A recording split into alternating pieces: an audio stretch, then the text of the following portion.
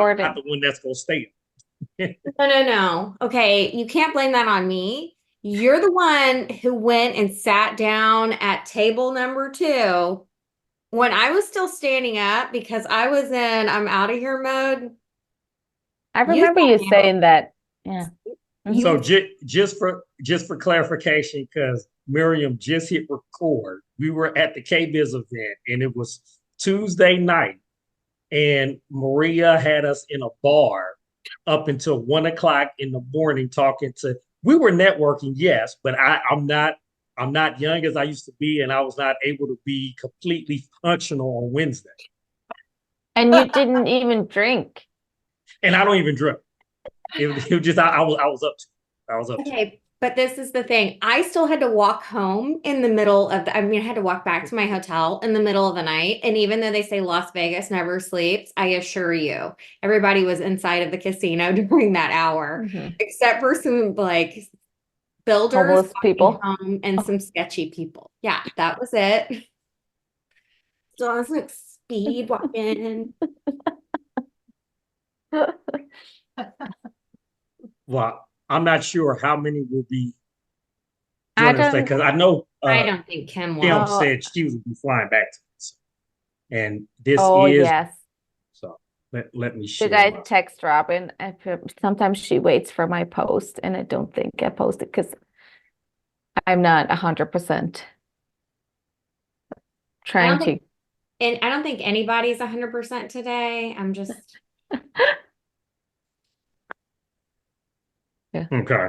We'll let you do your thing. And anybody who pops in, just pop. Okay, no problem. So today I will be talking about growth marketing strategies for 2024. So this will be the topic of the month. There's going to be a lot of strategies I'm going to share, like I said last week, but I'll go over the top 2 to 3 that we developed that we believe will be the easiest to do. But honestly, all of these you can do, and we'll talk more about all of that. So, what is growth marketing? So it's looking at really it's all about the data, being able to really look at have a marketing strategy where you can find results at the end. And honestly, I would argue no matter what marketing strategy you do, can be trackable. Is just how you do it. And if you do it long enough, you should have results. Okay. So these are the top 10 that we came up with. There are a few more, but these are the ones that directly apply to remodeling.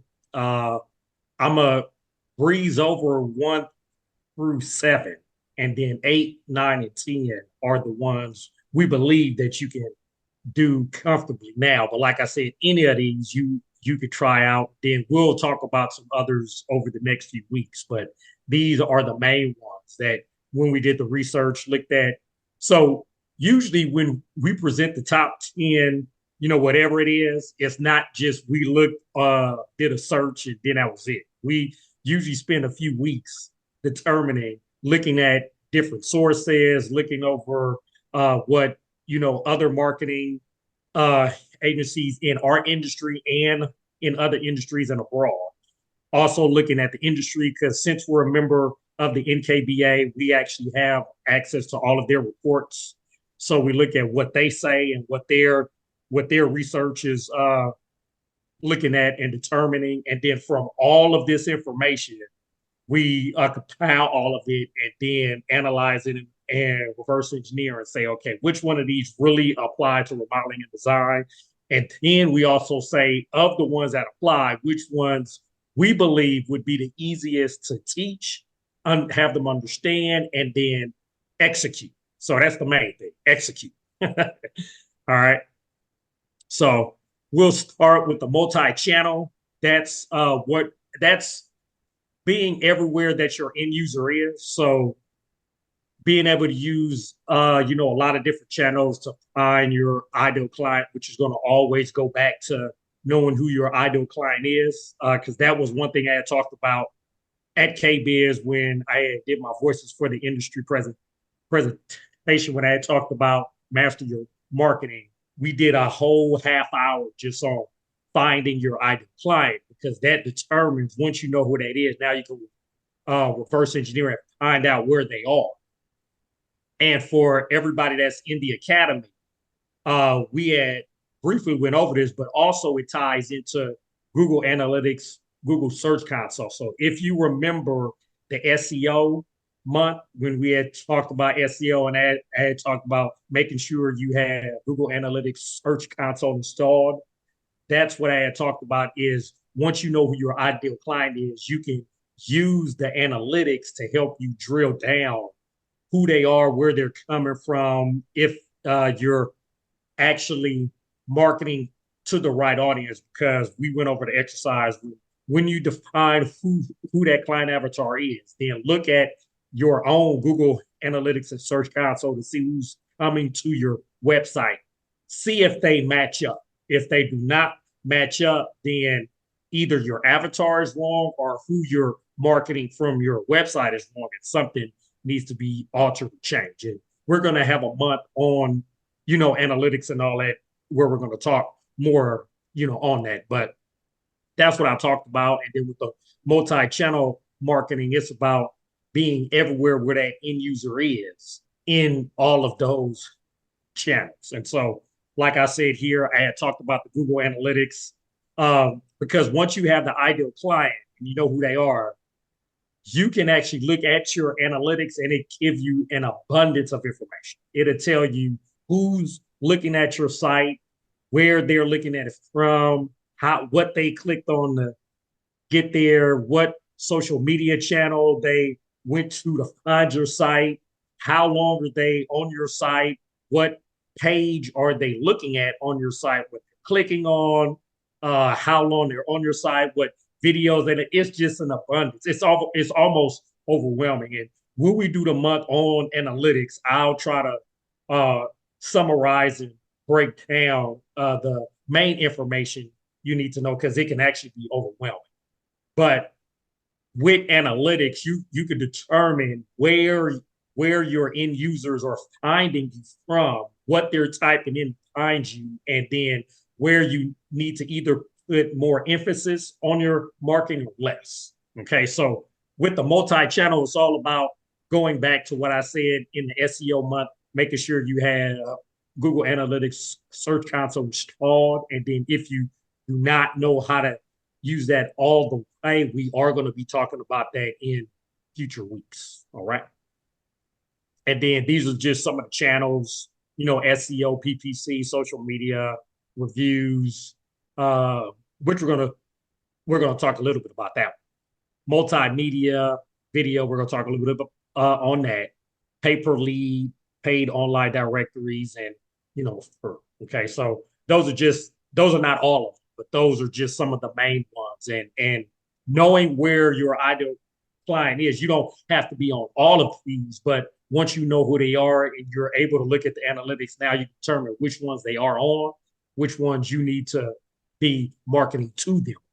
Okay.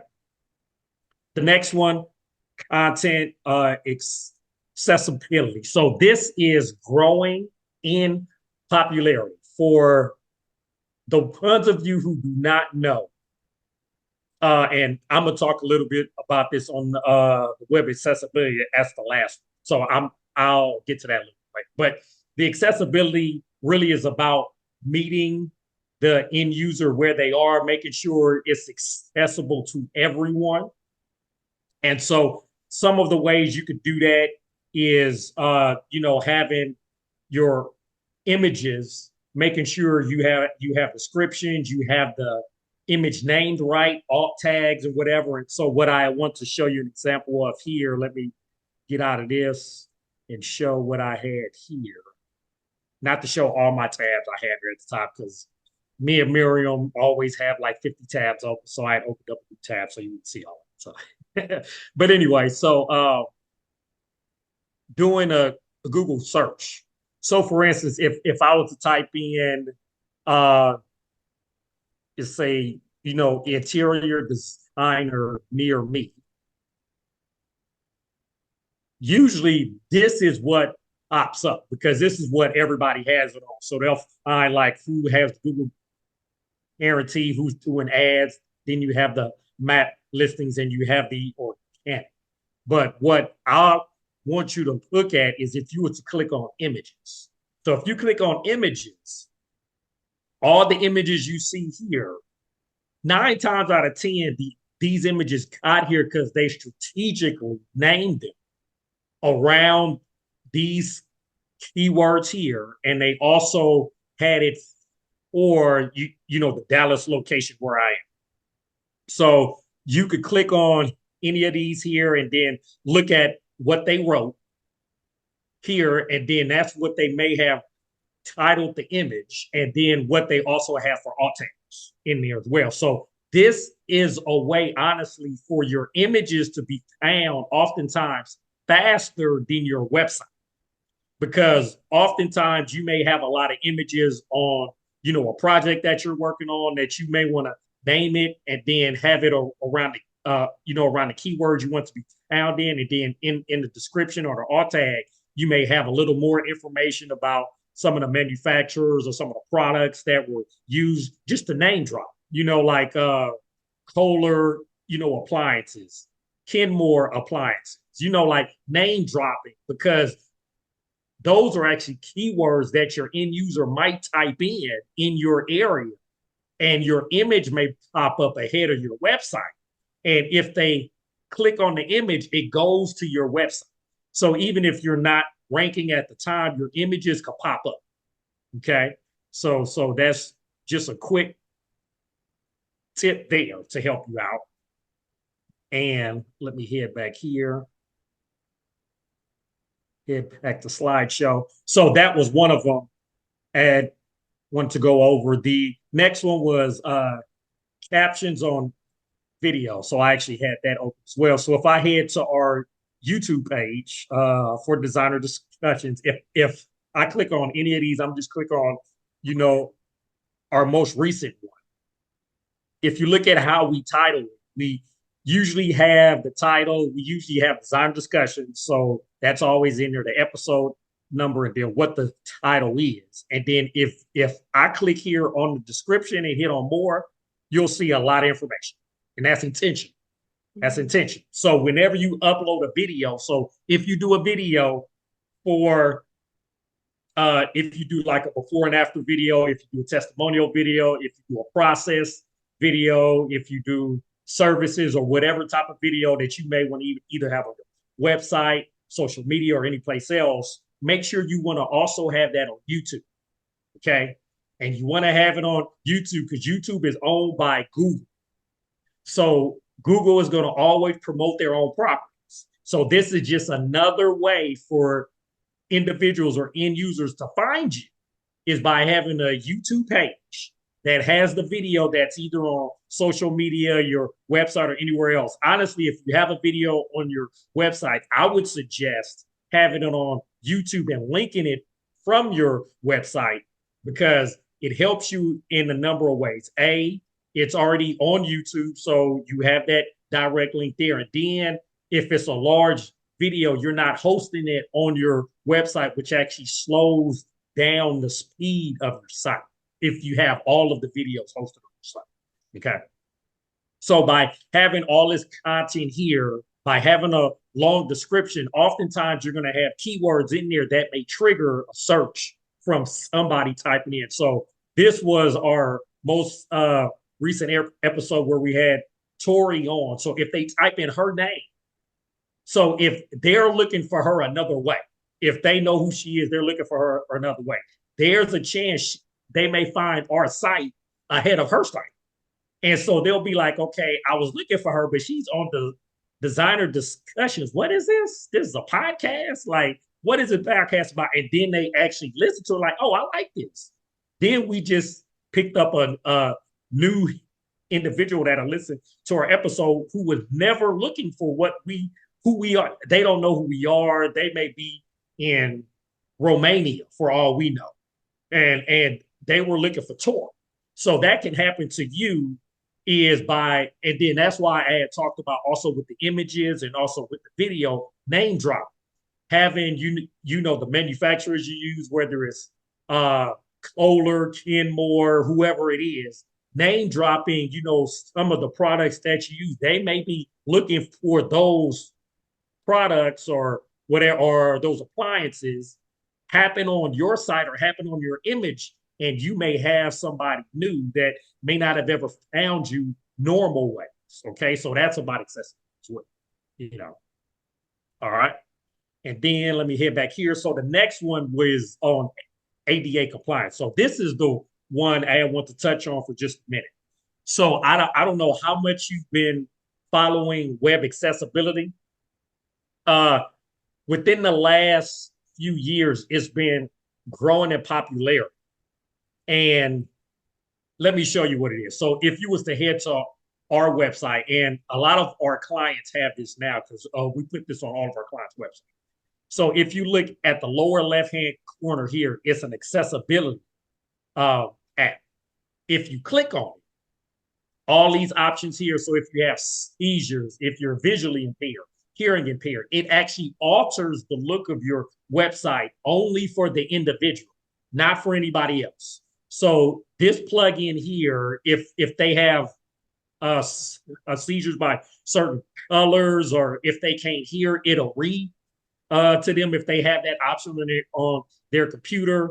So it makes your website ADA compliant and accessible to anybody with any type of disability. Okay.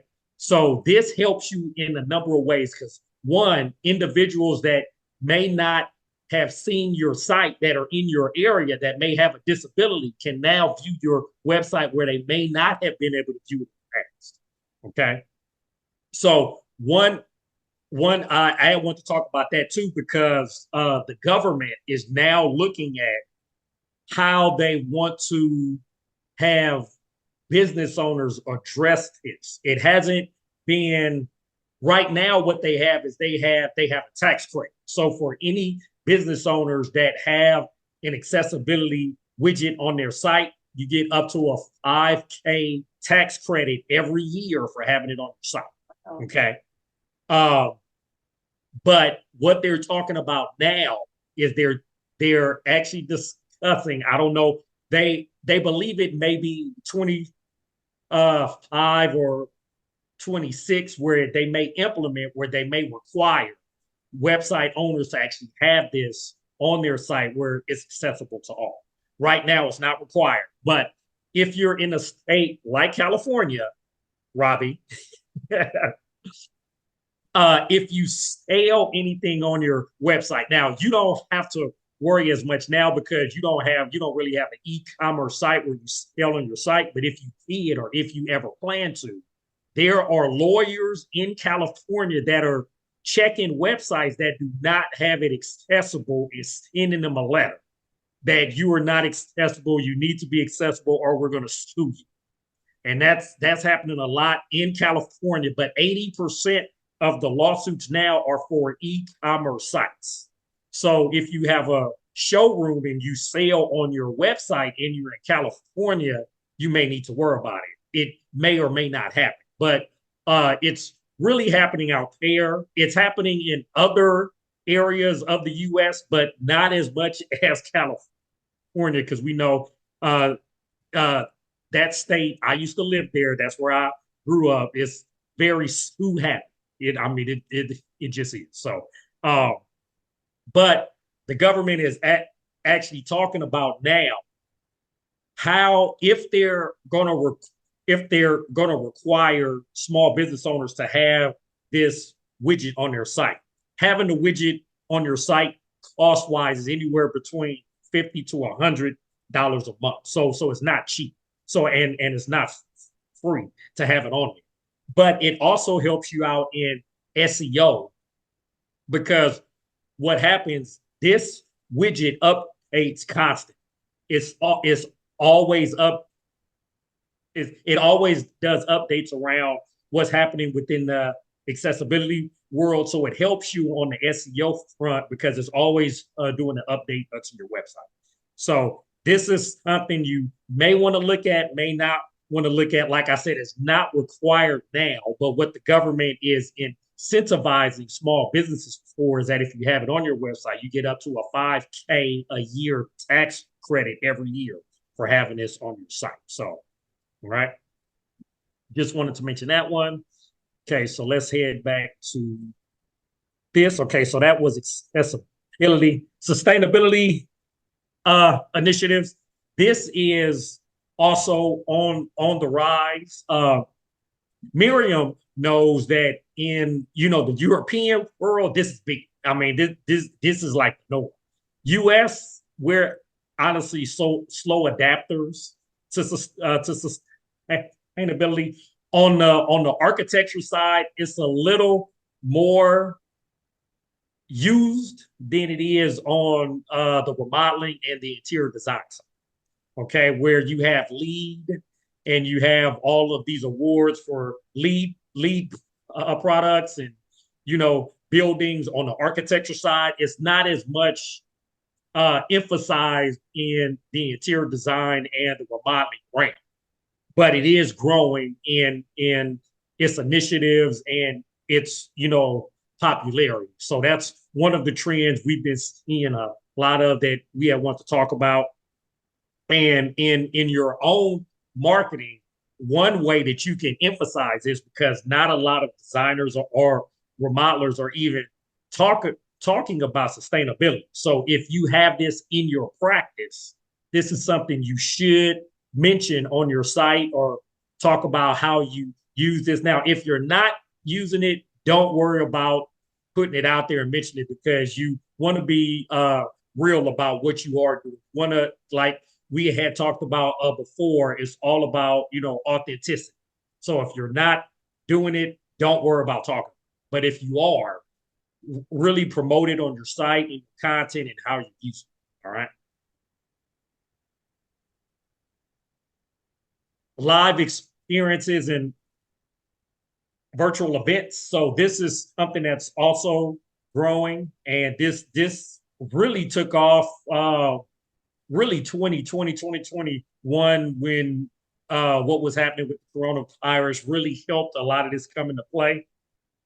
But anytime, what you can do if you're at an event like we were at last week, this week actually, it was just this week, but KB's, or if you were at the event, we saw a lot of remodeling individuals, interior designers that were doing Instagram lives, that were doing LinkedIn lives, Facebook lives at the event, showing them, in front of a manufacturer, showing them, interacting with other designers, other remodelers. Now, the benefit of this is, even if you do not have an audience, if you're interacting with the right individual or the right company that has an audience, when you do a live, if they do a live with you and partner with you, you get access to their audience.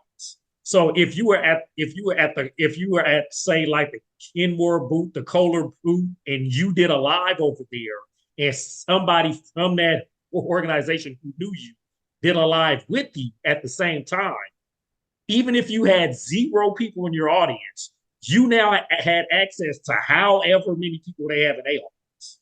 And so that helps you tremendously. Okay, so that's a marketing tactic that a lot of people use. So in your own local area, if you have manufacturers that you work with, if they ever do lives, or if you're thinking about doing a live, you can talk to them about doing a tag team event where you all are live at the same time and y'all get access to each other's audiences and promoting each other, and it just helps out. It can help out tremendously. Okay, so that's just one of the things I want to talk about there. And then also all of like the local events, like any of the local NKBA, NARI, ASID, AIA, any of the local events that you have. Anytime y'all are having an event there, you can share any of that information, whether it's a live and or just taking images and sharing that in social media or whatever. That just helps, because now if you're at the event, you can tag the individuals, any of the members, the president, anybody on the board. And if you tag them, they can tag you back. And you now have access to, and everybody in their audience can see what happened. And so that just helps you out that way. Okay. Content repurposing. This is one of the things we like to promote and, talk about really on the SEO side. For, blogs used to be the go-to for in SEO. Like, you have to blog. You have to do a blog once a week. You have to do a blog once a month, whatever it is. Now it's more so about content repurposing, because there's a lot of content out there. Now with the advent of AI, it's a lot of noise. So creating content is easier to do. Creating content that's unique and personalized is a little more work, but it has more benefits because now it's unique to you and what you do. So when you create content, so if you have a lot of blogs on your website, what you may want to do is look at the history of all the blogs that you've ever written. Look at all the ones that have to deal with the same topic. So if you had talked about kitchen remodeling in the past, if you touched on cabinet resurfacing, if you touched on changing out the countertop, if you touched on flooring, if you touched on appliances in different articles or in different blogs, you may want to think about doing one long article that touches on all of that information.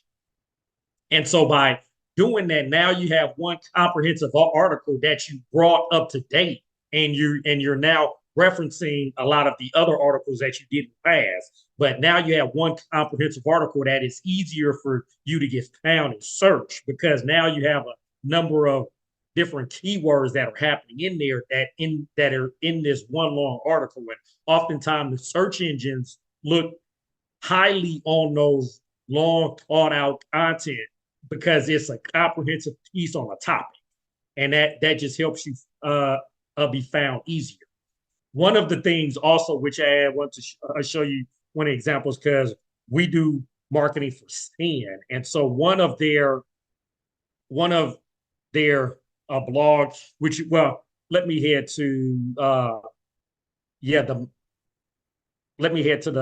members page. So this page here is one of them that we created that gets a lot of hits. And it's not just because of the content, because it's because of the imagery and the video. So this is one of the videos we created that's also on YouTube, and we had spliced it up. So this video here is about 4 minutes long. We had spliced it up into about 1 minute long segments, and it's on other aspects of the site. So we actually have this same video spliced up on other pages of the website, and it's also on YouTube. By having a lot of content and imagery and different ways to reuse that same content, because a lot of this information here with all of the levels is explained in this video, and then another video we had on the site too. So that's one way that you could reuse and repurpose a lot of the content that you already have. All right. Okay. Go back to slideshow. Then go to podcast marketing. Now this is for, there are designers out there and remodelers that either want to do their own podcast or want to get on podcasts, because that's another way that you can get the name out there, brand awareness. And launching your own podcast is more work than a lot of people think. And we actually have an episode on how to launch your own podcast and what's all involved. So if you are interested in that, you can either let us know and I'll let you know what episode that is. But there is a lot involved in that. But what can happen now, if it's of interest to you, is to get on podcasts. Like, for instance, if you have an expertise, like we talked about sustainability, there's a lot of podcasts in the industry, whether it be in the design industry, remodeling industry, that like to talk about sustainability. And if that's your expertise, you can talk about that. Also, what's also happening a lot now is one of the trends and topics is aging in place. That's another topic that a lot of people are interested in. So if you have an expertise in that, there are podcasts out there that you can get on and talk about that, which will bring notoriety and brand awareness to you as the expert, but also to the company as well. So that's something that more people are getting into as well. So, all right. Community building. So this is something, and this actually is huge in a lot of the younger generation, like the Gen Zs and below, and all of these newer generations. They're all about the social entrepreneurship. How much are you have a company, yes, but how much is your company helping the community? How much are you involved in, like, Habitat for Humanity? It could be anything around sustainability. It could be around pets, whatever you have a passion for in your community. If you're active around it, share it, because you'll be surprised at how many people that are interested in that topic may start to follow you and become interested in you, even though they may not have an interest in what you're doing now. It's almost like email marketing, and we're going to talk about that in a little while too. It's like you're top of mind. So if they ever need services you offer, whatever, they're going to be more likely to recommend you because y'all have a similar interest that y'all share around whatever community and interest or involvement that you're in. So that's something that you could look at, having live Q&As with your audience. So if you are active in Habitat for Humanity, sharing what's happening on one of the weekends that you're participating in that, either doing it live or doing a video around it, or just at the simplest aspect, doing images, taking imagery of all of that information and sharing it on social media, on your website, or wherever, just to show that you're active as well. Because, like I said, a lot of the younger generation, in between right around the ages of 35 years and younger, they're really adamant about companies and how active they are in the community. Not just what you sell and what you offer, but what do you do outside of that to help, the planet, to help the community or whatever. So that can be a way for you to really brand yourself and get out there. Okay. So now these are the 3 trends that we saw that can really help, that shouldn't take as much time, that you may already do anyway. So video content, you'll hear us talk about, video marketing all the time. And oftentimes, design and remodeling companies, the owners oftentimes don't want to do video because they don't want to be on camera, which, I mean, that's understandable. Now, if you are okay with being on camera, that's beautiful, because it's easier for you to connect with your end audience, because they are now able to know, like, and trust you at a different level than they will be anybody else in your area. But if you're not comfortable, there's other ways that you can do video, and that's what we're going to talk about here. So short form video is one of the things that Maria talks about a lot. We actually have a podcast on this. Is episode 29, where we also had Pam on, and we had talked about short form video, TikTok, Instagram, and all that. But video now, if you do any type of social media, this is one of the things I had talked about not last week, but on Tuesday at the event when I presented, is that if you're doing any type of social media, if you're not using video, your content 9 times out of 10 is not being found. Anything you post now, less than 10% of your audience sees whatever you post. So honestly, if you post any type of image, if it's not video related, you may see less than 10 or honestly less than 5%. So if you have 100 people in your audience, maybe only 4 or 5 in that audience may see what you post. Obviously, if you do ads, that'll be a way for you to make that number go up. But another way for you to make that number go up without doing ads is to do video.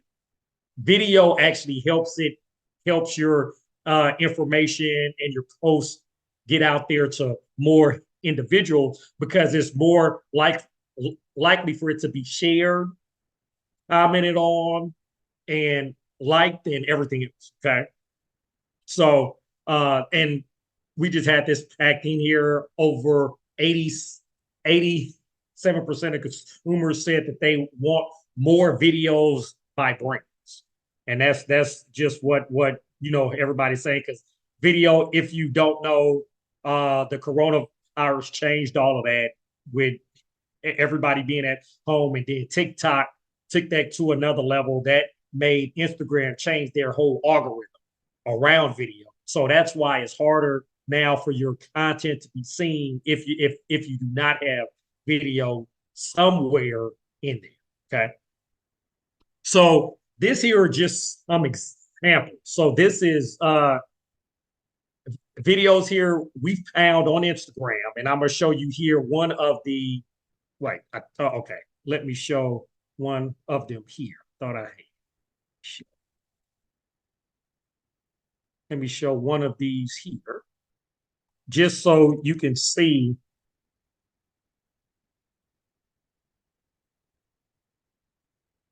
Okay, now she was actually just showing a new remodel that was completed. So that was one of the ones I want to show. This one here does not have anyone in it.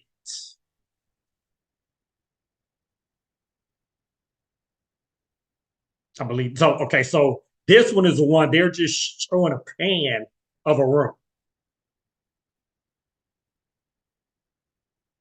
That's it. Now anybody can do that. I mean, literally, it was not that hard to do. And it got 374 likes just from, I mean, you saw how fast it was, less than 10 seconds long. It was a new remodel. And he, or whoever just showed the room. That's it. So I'm showing this to say how easy it is to do, where if you do not want to be on camera like the other one I showed, where you don't have to explain it, even if you just show it, have a little music behind it, and just write up, a short description on it, what it is. That's really all you need to do. So I'm showing this to say that this is not hard work. And all of you all are doing remodels or designs that at the end of the day, you're gonna take images of it anyway for your own portfolio, for your own website. If you could do just a small video of it, share it, you could get a lot of interest and likes. Okay.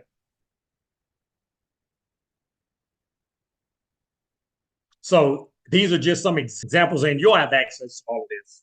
And so what we have here too is like the duration of all of them, how it was shot, and just some simple instructions on how to complete this on your own.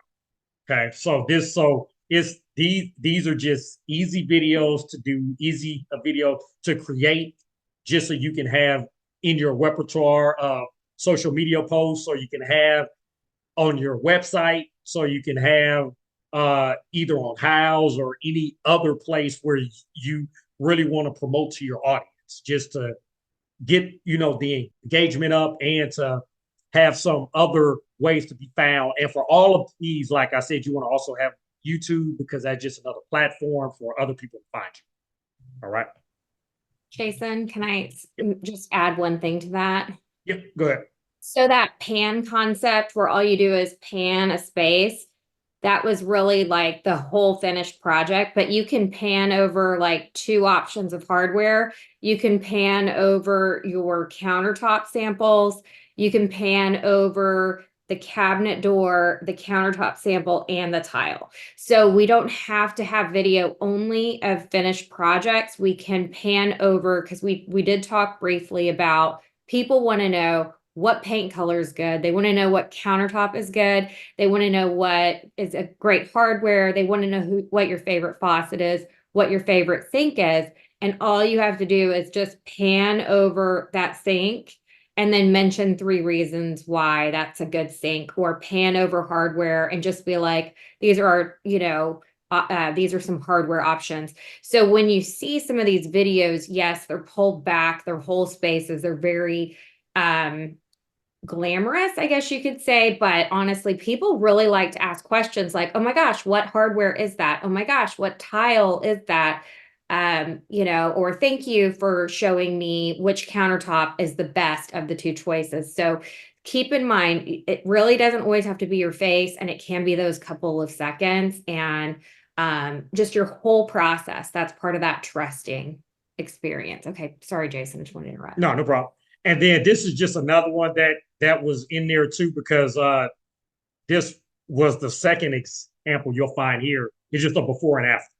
And even if you didn't want to do this in video, you can do an image slideshow of this same thing here. So you can show all the before images and just do a slideshow of the after. So even if you don't want to actually video it, you can have all the images of the before, all the images of the after, and just do a slideshow. And you could do this in Canva. So this is not anything hard. Honestly, Facebook also has this option where you can combine images and create it into a slideshow, but Canva has more options in it. So I say Canva over Facebook, and you can do this in the free version of Canva. You don't have to have the optimal version. You can do it in the free version. All right. So this is not hard to do. So I just want to show. Okay. Then heading back to this. So the next one I want to talk about was user generated content. Really? Reviews. That's what this is. So reviews helps you out in a number of ways. And honestly, when we were talking about SEO, this is something I had briefly talked about, but I want to spend some time on this here, is that reviews, reviews help you out more so than, honestly, I wouldn't say anything else, but a lot of other things you can do. Reviews are something that can help your SEO and that can help brand awareness out tremendously. Because the more reviews you have, the better it is for the end user to know, like, trust you. The more reputable you look in front of the search engine eyes. So if you have a Google business profile, which everybody on there should have or should be on their way to have, like we talked about in the SEO topic, reviews is one of the ways to get in maps. The more reviews you have along with the posting, the more apt Google is to show you over the competition. So getting reviews is vital. Okay. And this is something that you should do anyway. But since this is a month on marketing strategies, I really want to touch on this. Okay. So these are just some steps to, getting reviews, drafting the email to all of, your current and or past clients, just explaining to them about what you're trying to do, getting them to, and you don't want to, and I'm going to touch on this a little later about you don't want to. It's a fine line, because I hear that a lot of people like to offer like a gift card or whatever for a review, whatever. Honestly, you're not supposed to. In Google's terms and conditions, if you were to read, they say you are not supposed to encourage, or you're not supposed to entice a client to leave you a review. You can encourage them, but you're not supposed to say, well, if you leave a review, I'll hand you like a $15 Starbucks card. You can do that offline, but if you have it in the email where it could be tracked, you could get in trouble for it, just FYI. But I would say for any of your current clients that you're working with now, as you're getting towards the end of the project, where it's almost complete, this is where you really want to amp up your team, the designers on your team, or who's ever working on the project, to start to remind them, okay, now you need to start having a bug in the client's ears that we are going to need a review from them at the end of this, assuming they're happy with everything that's happening. This is now I'm gonna just say, this is all assuming that the client that you're going to get a review from is happy. If they're not happy, obviously you don't want to ask for it. But this is assuming that they are happy with the service you provided, that they are happy with everything that's about to happen as you close out the project. But as you're about to close out the project, now you want to really be more cognizant of starting to put in their ear, okay, we're going to need a review from you. Google review, really. So if they do not have a Google profile, you may want to have them create. Okay, because yes, they can leave you a review on Houzz. Yes, they can leave you a review on Facebook and any of these other platforms, but it's going to mean 10 times more if it's on Google, because that's where the majority of your traffic that you want to get on anything SEO related, on anything with Google business profile, is going to be with the Google reviews. Okay, so if they do not have a Google account, they could create one for free, but as you come to the close of the project, you want to start to mention all of that now in preparation for it as it's complete. Okay, and these are just some steps to help you out with that. You can also automate the process. If you have any type of CRM, whatever, I don't care what the CRM is, 9 times out of 10, that CRM has a way to automate reviews.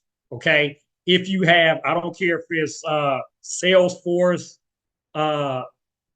Builder Trend, Builder Prime, Zoho CRM, whatever it is, they have a way in there to automate reviews. Reach out to them and see what it is. It may be an add-on from what you have. I don't know if it's an add-on, or oftentimes when we talk to clients, they have a CRM where they only use less than less than about 20% of what is capable of what is actually capable of doing.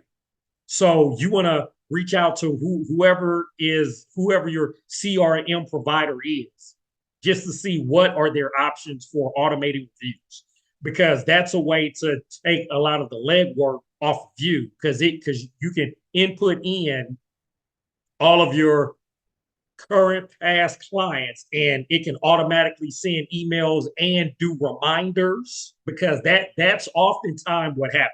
Oftentimes clients don't mind the reviews, they often need to be reminded to leave a review. That's where it happens, where yes, you had sent it, but then a week later, life happens. They had to drop the kids off at, I don't know, soccer practice, or they had to head to this event, or something happened and then they forgot.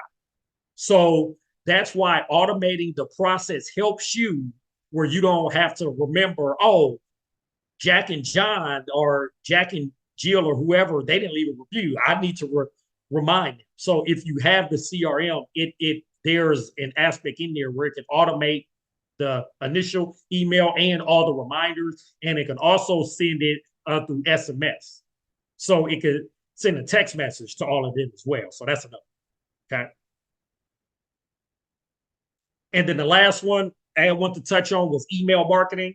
This is one that is a little more long term. The other two, video and reviews, I would say reviews is a reviews. When you get a review, you should see over time, you should see results almost immediately from reviews, because like I said, that helps you in maps, that helps you on SEO, that helps you on the way. So that's a video is a little short term to medium term. So if I had to quantify reviews, you should see results within a month of having new reviews. You should see results within a month. And I often tell you want to try to aim to get a review at least once every other month. So aim to get 6 reviews a year. If you could get 6 reviews a year at minimum, you're okay. If you could get more than that, obviously it helps you out.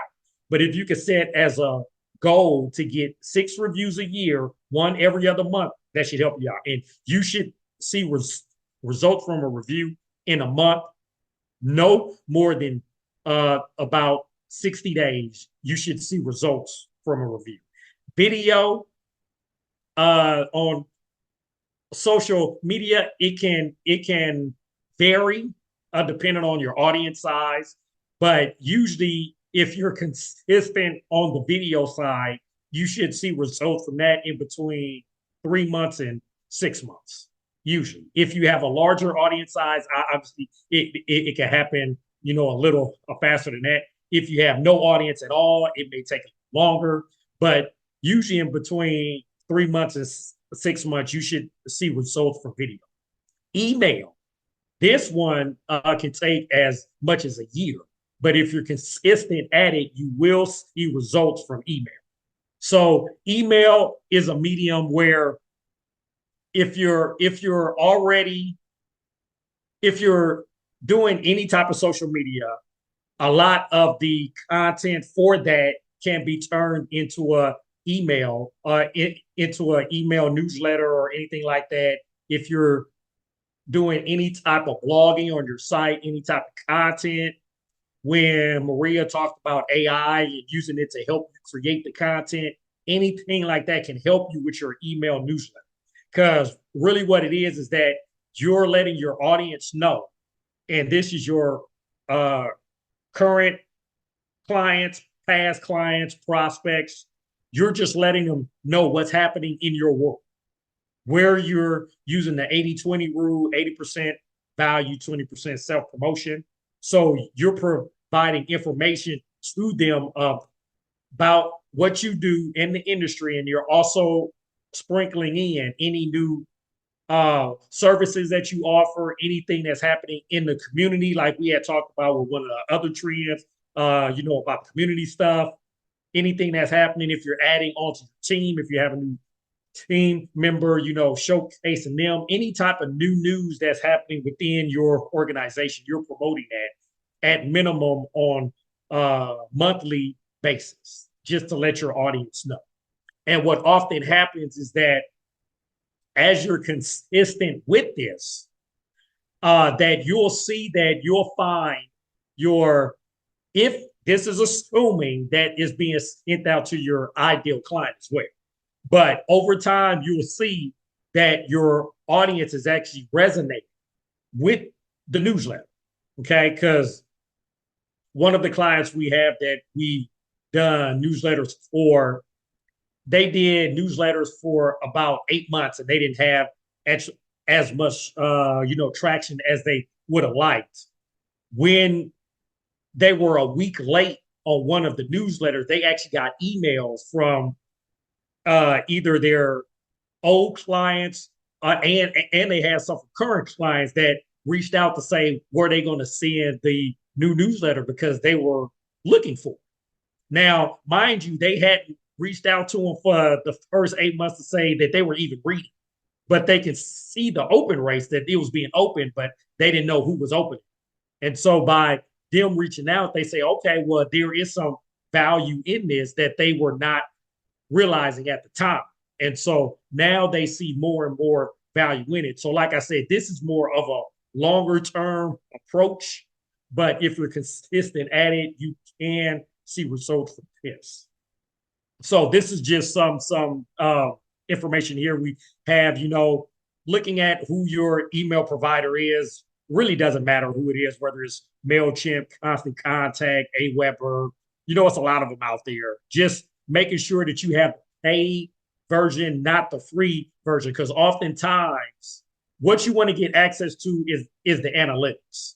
Oftentimes you cannot see any of that in the non-paid version. And so that's why I said you'll have to have the paid of that, because what you want to see is who's opening it, who's opening the email, how often, what they're clicking on.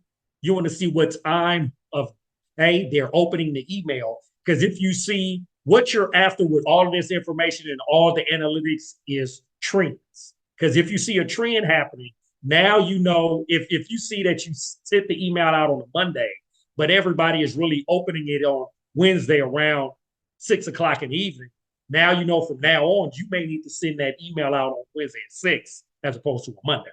So that's what you're looking at with the analytics, is to find out what the trends are so you can improve your open rates, which ultimately will improve whatever CTA you have in the email, which is call to action, which you should have some type of call to action, whether it's to call you, whether it's to email you, to contact you, reach out to you, whatever it is. Okay.